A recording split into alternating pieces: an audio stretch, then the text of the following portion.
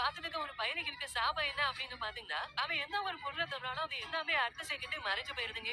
அவன் தூங்கி எந்திரிச்சு அவனோட போன் எடுக்கிறதுக்காக போறான். அப்ப அங்க இருக்க டேபிள்ல இருக்க மத்த பொருளை தொடவுமே அது எல்லாமே மறைஞ்சு போயிருது. கடைசி அந்த டேபிளை தொட்டதுனால அந்த டேபிளும் மறைஞ்சு போயிருதுங்க. உடனே இவன் தூக்கத்துல எந்திரிக்கிறப்போ அந்த இருந்த பெட்டை தொடுறதுனால அந்த பெட்டு அடுத்த செகண்ட் மறைஞ்சு போயிருது. அது மட்டும் இல்லாம கடைசியா இவன் அவனோட வீடை தொட்டதுனால அந்த வீடு இவனுக்கு இல்லாம மறைஞ்சு போயிருதுங்க. இதை பார்க்கவே இவனும் பயங்கர ஷாக் ஆகி நமக்கு மட்டும் எதனால அப்படி நடக்குதுன்னு தெரியாம அவனோட தலையில கை வச்சுக்கிட்டு அங்க இருந்த கண்ணாடியை பாக்குறான். பார்த்தா அவனோட முடி மறைஞ்சு போயிருதுங்க. அது மட்டும் இல்லாம அவனோட மணியனை தொட்டதுனால அவனோட மணியனும் மறைஞ்சு போய் ட்ரெஸ்ஸே இல்லாம ரோட்ல நிக்க ஆரம்பிக்கிறான். அப்ப திடீர்னு ஒரு பொண்ணு இவனை பார்க்கவுமே நம்ம கிட்ட தப்பா நினைக்க முயற்சி பண்ணா நம்ம கூட போய் சண்டை போட ஆரம்பிக்கிறான். இவன் அந்த பொண்ணை சமாதானப்படுத்துறேன் அந்த பொண்ணை தொட்டதுனால அந்த பொண்ணோட ட்ரெஸ் அடுத்த செகண்டே மறைஞ்சு போயிருதுங்க. நாளையிலே பொண்ணு கிட்ட தப்பா நடக்கிறான்னு சொல்லி ஒரு போலீஸ்காரர் இவனை புரிகிறதுக்காக போறாரு. இவனை பயந்து ஓட ஆரம்பிக்கிறான். அவங்க வந்துட்டு இருந்த ஒரு காரை தொட்டதுனால அந்த காரும் அவனுக்கு இல்லாம மறைஞ்சு போயிருதுங்க.